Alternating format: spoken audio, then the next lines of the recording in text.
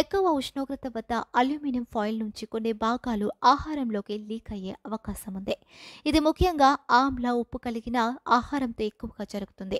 ఉదాహరణకు టమాటో, నిమ్మకాయ, వెనిగర్ వంటి ఆమ్ల పదార్థాలు ఫాయిల్తో తడిసి ఉండడంతో అల్యూమినియం ఆహారంలోకి ప్రవేశించే ముప్పు ఉంటుంది. తమ శరీరంలో సహజంగా కొంత అల్యూమినియం ఉంటుంది. అయితే అధిక మోతాదులో ఇది శరీరంలో చేరితే దీని ప్రభావం మన ఆరోగ్యంపై పడుతుంది. మూత్రపిండాల సమస్యలు ఉన్నవారికి ఇది మరింత ప్రమాదకరమని నిపుణులు హెచ్చరిస్తున్నారు.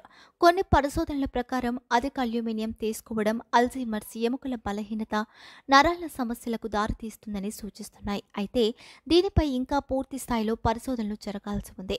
అల్యూమినియం ఫాయిల్ వాడకాన్ని పూర్తిగా మానుకోవాల్సిన అవసరం లేకపోయినా కొన్ని జాగ్రత్తలు తీసుకోవడం మంచిది. ముఖ్యంగా టమాటా, నిమ్మకాయ, వెనిగర్, ఉప్పు అధికంగా కలిగిన ఆహారాలను అల్యూమినియంలో ఫాయిల్లో చుట్టి వండటం, నిల్వ చేయడం మానేయాలి.